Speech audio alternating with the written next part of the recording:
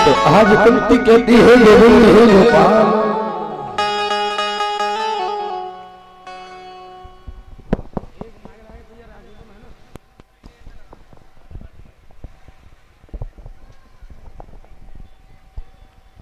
बोलिए बाबा जगमोहन की। जोर से नहीं बोलते, आवाज जाती पीछे तक।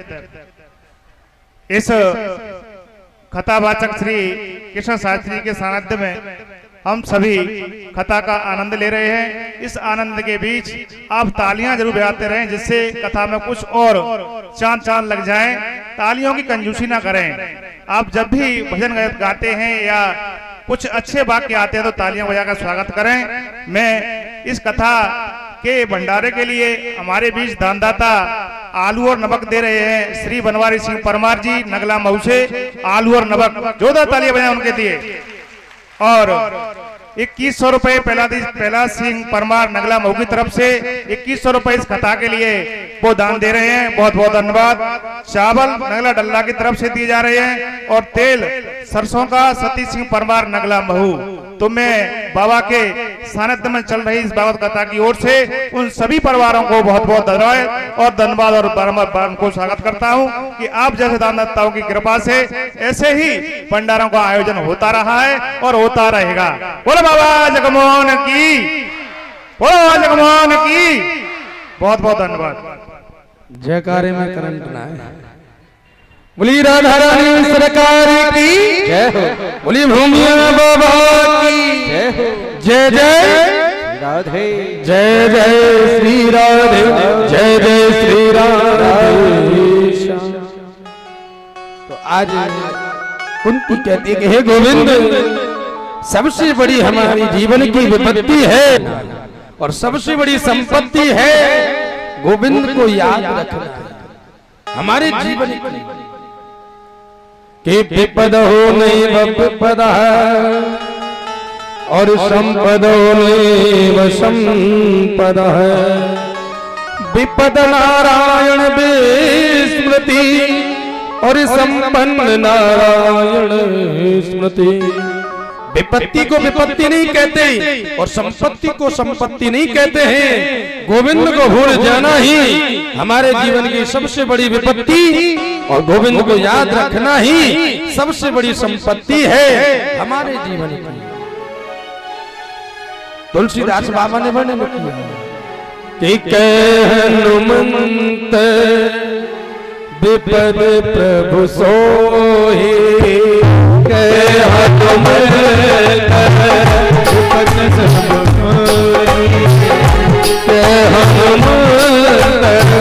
विपद प्रभु सोहि, विपद जब तब भजन सुमिरन होए, जब तब भजन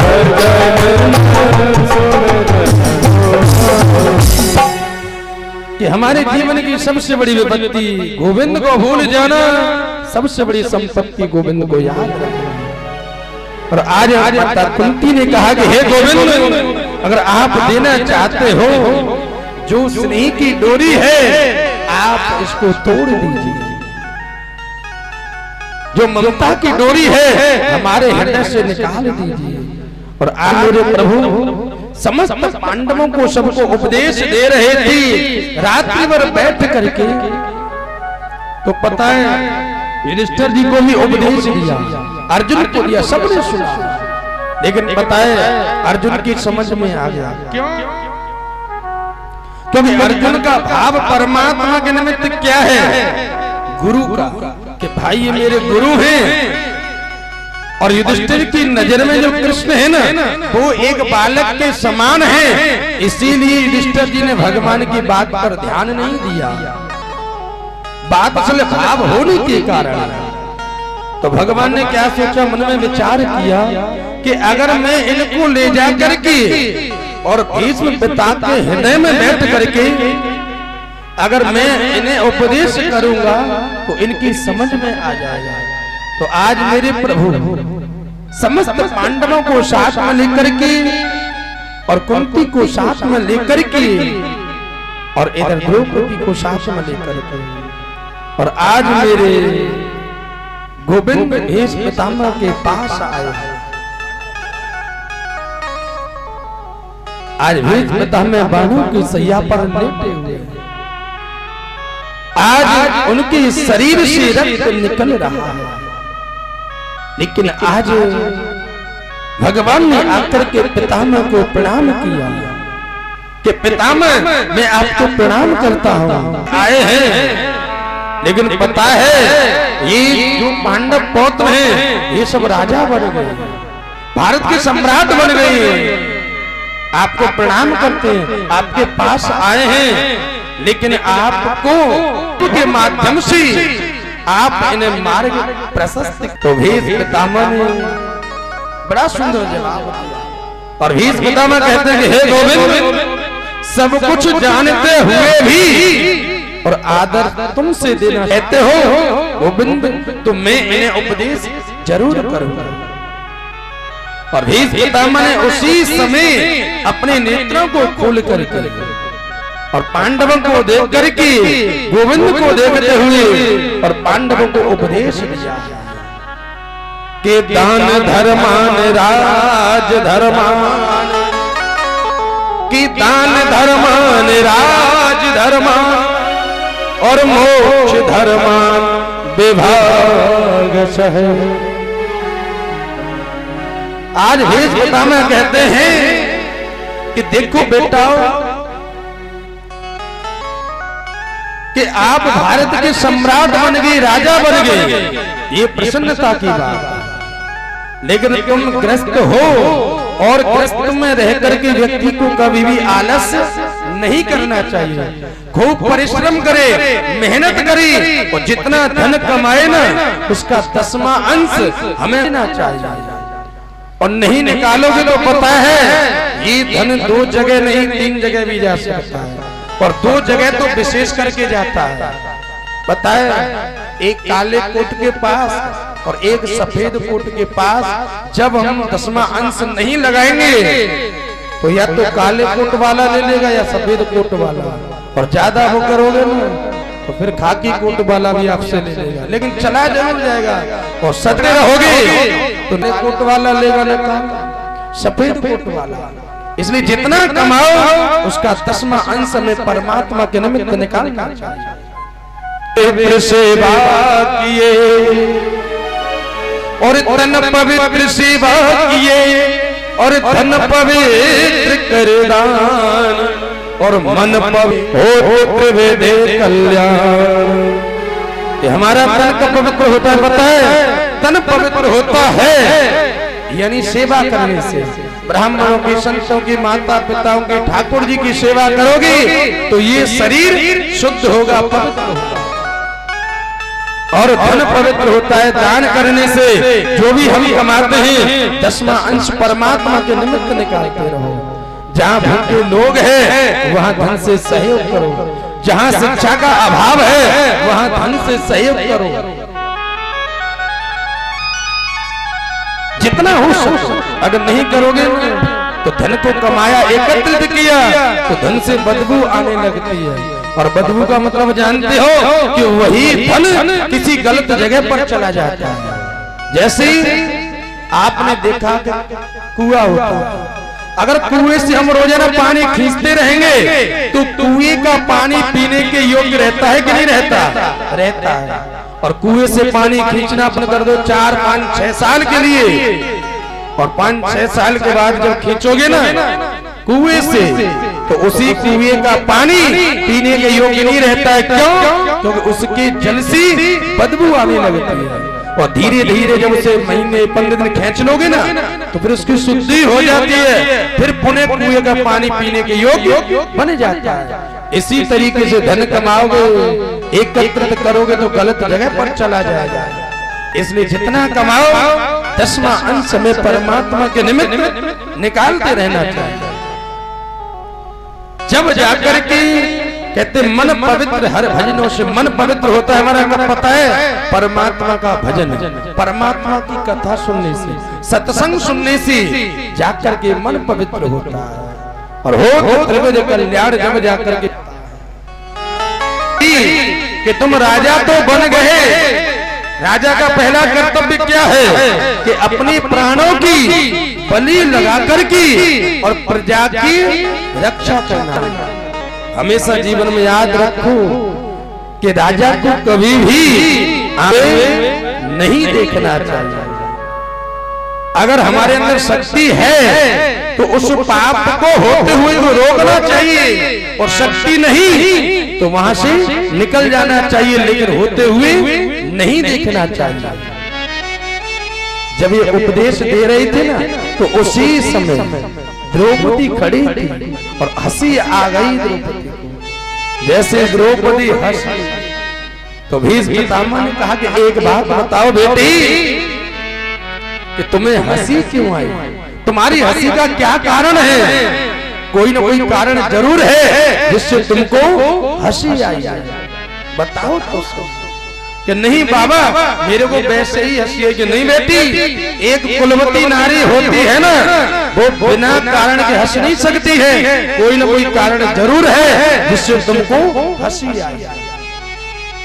तो द्रौपदी ने बड़ा सुंदर जवाब दिया कि एक बात बताओ बाबा, आज आप उपदेश देते हो कि राजा को अपनी आंखों के सामने कभी भी पाप होते हुए नहीं देखना चाहिए।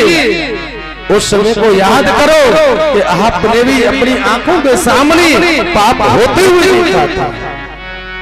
पहली बात कि पांडवों को किसने हक दिया कि मेरे को जुए पर दांव लगा दिया जाए, और दूसरी बात कोई बात नहीं, जुए पर लगा दिया, हार भी गए।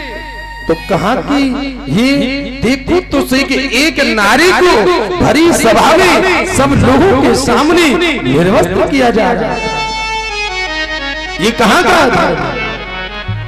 और आज आप उपदेश देते हो।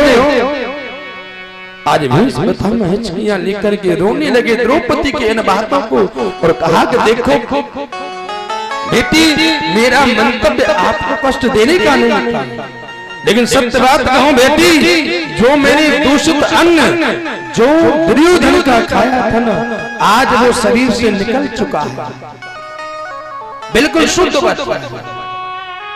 आज बाणों की सैया पर भीष्म पितामह लेटे। भीष्म पितामह को पता है इच्छा मृत्यु का वरदान भी था, अगर वो चाहते तो कभी मर नहीं सकते थे, ये सत्य बात।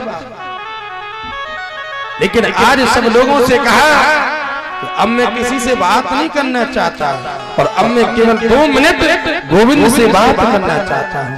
और आज मन ही मन, आज मन ही मन भीष्म पितामह ने आज गोविंद को प्रणाम किया कि इतमते रोप कल्पिता वितृष्णा और भगवत सात्वत पंगवे विभो मणि कि स्वसुखम पगते कुचुत हरतम और प्रकृति पेयुषी यदि प्रभा। आज भीष्म पितामह कहते हैं हे गोविंद, मैंने जीवन में कुछ मांगा नहीं, लेकिन पता है आज मेरे मन में एक कामना हो रही है, मांगने की आकांक्षा है। तो बताओ तो सही कि मैंने जीवन में कुछ मांगा नहीं, लेकिन आज मैं मांगता हूं। मुझे अपने पूर्व जन्मों की बात याद है, मैंने कभी पाप नहीं किया। 124 जन्मों की बात याद है, कभी पाप नहीं किया। भीष्म पितामह ने सत्य बात, लेकिन पाप होते हुए देखा। बहुत से लोग कहते पाप होते हुए देखा ना, इसलिए भीष्म पितामह को बाणों की सैया में नहीं। भीष्म पितामह ने अनजाने में कर रहे थे पुण्य, लेकिन हो गया था पाप। और क्या हुआ था पता है कि जब भीष्म पितामह अपने घोड़े पर बैठ करके और धनुष बाण लगा करके जैसे ही जंगल की ओर जा रहे थे ना, तो उनके सामने एक 2-मुखी सर्प आ गया। 2-मुखी सर्प जानते हो, जिसका गांव में बोलते हैं स्यावर। वही दो मुखी सर्प जब सामने रास्ते पर आया, भीष्म पितामह ने सोचा कि घोड़े का पैर पड़ते ही ये मर जाएगा, इसकी मृत्यु हो जाएगी। तो भीष्म पितामह ने पीछे से बाण निकाला और निकाल करके उसको बचाना चाहते थे।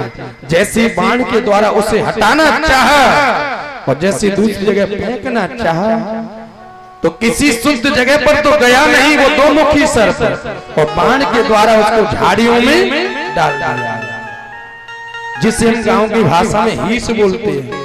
और उन्हीं हीसियों में और 54 दिन वही दो मुखी सर्प पड़ा रहा था। 54 दिन से पहले उसके प्राण नहीं निकले, कर रहे थे यानी पुण्य, लेकिन हो गया था अनजाने में पाप, और उसी पाप का परिणाम यह हुआ कि उन्हें 54 दिन और बाणों की सैया मिली। आज भगवान से कहा कि देखो मैंने कभी मांगा नहीं, लेकिन आज मांगना चाहता हूं कि बोलो तो उसे क्या चाहिए। कि एक ही वरदान दे दो कि मेरी जो पुत्री है उसे आप स्वीकार कर लो। कि पुत्री, हाँ, कि आपकी तो शादी नहीं हुई, आप तो ब्रह्मचारी हैं, लेकिन आपकी पुत्री आई कहां से। तो कहा कि मत यानी बुद्धि रूपी पुत्री को मैं आपको समर्पित करना चाहता हूं, और इस बुद्धि रूपी पुत्री में कोई भी तृष्णा नहीं है, कोई भी कामना नहीं है। हे गोविंद, इसे आप स्वीकार कीजिए। आज भीष्म पितामह कहते हैं कि हे गोपाल, मैं जानता हूं कि आप अब शस्त्र नहीं उठाए, तो देखा जाए मैं भी शांतनु बिहारी पुत्र नहीं कहलाऊंगा। कि आज जो हर हर ही शस्त्र न गाऊं, तो लाजो गंगा जननी को मैं शांतनु सुत न कहलाऊं। कि यदि मैंने कृष्ण के हाथों में अस्त्र और शस्त्र नहीं उठवाए, तो मैं भी शांतनु बिहारी पुत्र नहीं कहलाऊंगा। भीष्म ने प्रतिज्ञा की। लेकिन पता है जब महाभारत की तैयारियां शुरू हुई और आज अर्जुन स्वयं भगवान से कह रहे हैं, पता है क्यों? क्योंकि आज अर्जुन के रथ के सारथी स्वयं भगवान, और अर्जुन कह रहे हैं भगवान से, गोविंद रथ को निकालो तो सही, एक बार आप इस दृश्य को, इस झांकी को अपने हृदय में उतार करके देखो तो सही। देखो कि एक नौकर मालिक से कहे कि गाड़ी निकालो तो सही, ये शोभा नहीं देता है, और मालिक कहे ना नौकर से कि गाड़ी निकालते शोभा देता है।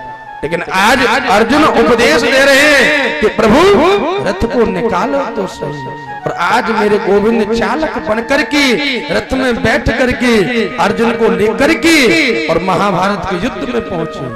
और भीष्म पितामह ने बाणों की बौछार लगाई, 2 4 5 बाण अर्जुन के घोड़े को लगे। कहीं कवच टूट रहा है, कहीं कुंडल टूट रहा है। भगवान समझ गए कि भीष्म पितामह के बाणों पर पार पाना हमारे बस की बात नहीं है।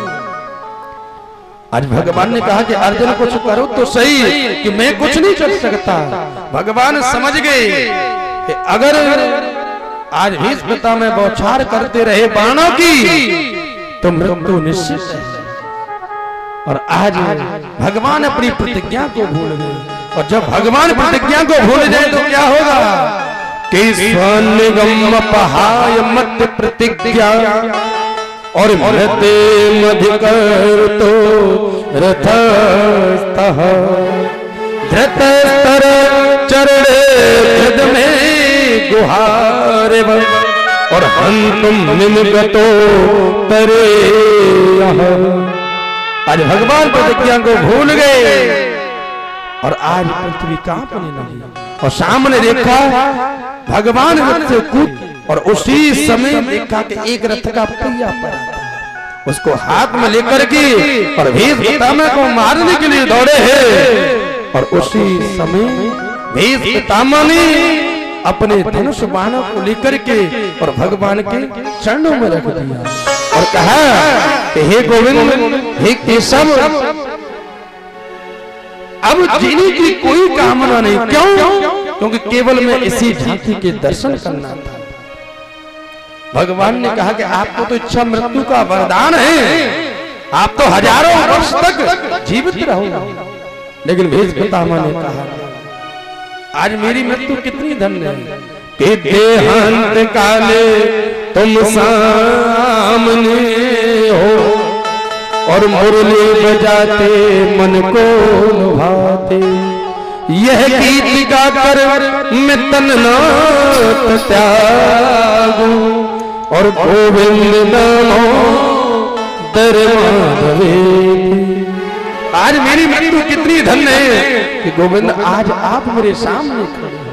और आज गोविंद को देखते देखते आज भेष पितामह ने 5 भौतिक शरीर को त्याग दिया, शरीर को छोड़ दिया। आज पांडव रुदन करने लगे, लेकिन सबको उपदेश दिया है आज मेरे प्रभु ने। और उसके बाद सबको उपदेश देने के बाद आज मेरे गोविंद उन्हें द्वारका लौट करके आए। लेकिन आगे सुखदेव स्वामी वर्णन करते हैं कि आज द्वारका के अंदर सब लोगों ने भगवान का स्वागत किया है। और उसके बाद वर्णन आता है कि भगवान तो चले गए द्वारका, लेकिन भगवान ने जिस बालक को गर्भ में जाकर के बचाया था और आज उस बालक ने और उत्तरा के गर्भ से और हस्तिनापुर के अंदर जन्म लिया है। और उस बालक का नाम है परीक्षित। बोले परीक्षित महाराज की जय। और आज मेरे गोविंद को पता चला तो पुणे कहते हैं छोटा कुर्ता टोपी इत्यादि लेकर के पधारे। और आज परीक्षित को गोद में लिया और लेकर के भगवान ने उसके सिर के ऊपर हाथ घुमाया है। और आज भगवान ने उसका नाम परीक्षित रख दिया। बोले परीक्षित महाराज की जय। सूत जी महाराज वर्णन करते हैं शौनकादि ऋषियों से कि देखा जाए ब्रह्मा की सृष्टि में ये बालक पहला पुत्र है कि जिसने जन्म लिया है बाद में, लेकिन दर्शन किए हैं पहले। ऐसा और कोई व्यक्ति नहीं हुआ कि जन्म बाद में लिया हो दर्शन पहले किए नहीं। केवल परीक्षित ही एक ऐसा बालक है कि जिसने जन्म लिया है बाद में और कहते हैं दर्शन पहले किए हैं प्रभु। आज भगवान आशीर्वाद देख करके और पुनः अपने धाम को चले गए। आज अर्जुन रोते रोते रह गए, लेकिन पता है आज अर्जुन के चेहरे का तेज नष्ट हो गया। और आज अर्जुन के चेहरे का तेज नष्ट हो गया। युधिष्ठिर जी ने पूछा कि एक बात बताओ अर्जुन कि तुम्हारे चेहरे का तेज नष्ट क्यों हो गया, बताओ तो सही। हमेशा जीवन में याद रखो कि व्यक्ति के चेहरे का तेज नष्ट 3 कारणों से होता है। और इसका पहला कारण है अगम्या स्त्री का समागम करने से व्यक्ति के चेहरे का तेज नष्ट हो जाता है। और दूसरा कारण है कि गाय का वध यदि गलती से हो जाए तो व्यक्ति के चेहरे का तेज नष्ट हो जाता है। और तीसरा कारण है कि जिसके बिना हमने अपने जीवन में 1 मिनट भी रहना नहीं सीखा और वही व्यक्ति हमें हमेशा के लिए छोड़ करके चला जाए तो उसकी याद में व्यक्ति के चेहरे का तेज नष्ट हो जाता है। आज युधिष्ठिर जी ने कहा कि बताओ तो सही आपके चेहरे का तेज नष्ट क्यों हो गया। तो आज अर्जुन जवाब देते हैं प्रभु भैया कि जिन कृष्ण के बगैर मैंने अपने जीवन में कभी रहना नहीं सीखा 1 मिनट भी, और आज वही कृष्ण मेरे को छोड़ करके द्वारका चले गए और आज उनकी याद में मेरे चेहरे का तेज नष्ट हो गया। कुंती को पता चली, कुंती ने भी पीछे अपने शरीर को त्याग दिया। और आज पांडवों ने राजा परीक्षित को राजगद्दी पर अपचित किया और कहा कि देखो बेटा समय का कोई भरोसा नहीं, कब समय आ जाए कब जाना पड़े। इसीलिए परीक्षित से कहा कि आप इस राज्य को शासन को तुम चलाओ और उसके बाद परीक्षित ने हाथ जोड़ करके कहा कि एक बात बताओ बाबा, मैं इस राज्य को कैसे चलाऊंगा?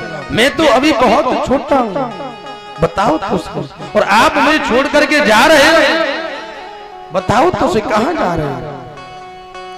पांडव बोले कि बेटा, जीवन में हमेशा 3 बातें याद रखना।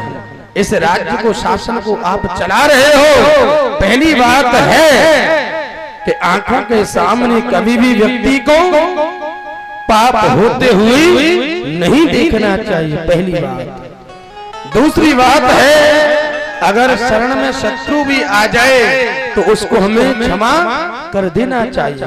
और तीसरी बात है कि अतिथि का हमें सदा सत्कार करना चाहिए। ये 3 बातें जीवन में याद रखना। ये 3 बातें जिस ग्रस्त जीवन में होंगी, उस जीवन में कभी संकट आ नहीं सकता है। इस बात को आप नोट करके ले जाना। तीनों बात पर कभी भी संकट नहीं आएगा ग्रस्त जीवन में, अगर ये 3 बातें आपके ग्रस्त जीवन में होंगी। आज पांडवों ने राजा परीक्षित को अभिषिक्त किया है गद्दी पर, और पांडव भी वर्णन आता है कि चारों भाइयों का प्राणांत बीच में ही हुआ, द्रौपदी का पतन भी बीच में हुआ है। केवल धर्मराज युधिष्ठिर ही एक ऐसे थे कि जिनको स्वर्ग का दर्शन हुआ, लेकिन 1 मिनट के लिए उनको भी नरक का दर्शन करना पड़ा, और उसके बाद स्वर्ग के दर्शन हुए। पांडवों ने जीवन में सब कुछ अपनाया, लेकिन किसको? भगवान को ही अपना। लेकिन इधर राजा परीक्षित आज राज्य और शासन सबको चला रहे हैं। समय के अनुसार राजा परीक्षित का विवाह हुआ रावती के साथ में, और उनके यहाँ पर 4 पुत्रों का जन्म हुआ। शास्त्र भी कहते हैं कि लाल 1 पंच वर्षाणि और 10 वर्ष तारे, और प्राप्त 16 वर्षे पुत्र मित्र बदाचरे। बच्चे का 5 वर्ष तक हमें लालन भरण पोषण करना चाहिए। 10 वर्ष तक बच्चे को हमें ताड़ना देनी चाहिए, और जब बच्चा 16 साल का हो जाए तो फिर बच्चा कंधे के बराबर हो जाता है पिता के। तो अपने बेटे को अपना मित्र बना ले पिता, इसी में पिता की भलाई रहती है। फिर मित्र जैसा ही व्यवहार करे कब? जब बेटा पिता के कंधे की बराबर हो जाए। आज राजा परीक्षित कहते हैं, मन में विचार आया कि भाई आधी उम्र निकल गई, और देखूं तो सही मेरे बाबा पर। तो खजाने के अंदर प्रवेश किया तो पता है उस खजाने में क्या था? उस खजाने के अंदर एक यानी सोने का सरसा मुकुट रखा हुआ था, और वही सोने का मुकुट पहन करके राजा परीक्षित जब जंगल में भ्रमण करने के लिए गए, और कहते हैं वहां जाकर के राजा परीक्षित ने क्या दृश्य देखा कि एक पैर से एक बैल खड़ा है, और बैल के सामने गाय माता खड़ी है, और वही गाय माता बार बार रुदन करती है, लेकिन बैल उसको समझा रहा है गाय ये बैल है और धर्म है। क्यों? क्योंकि देखा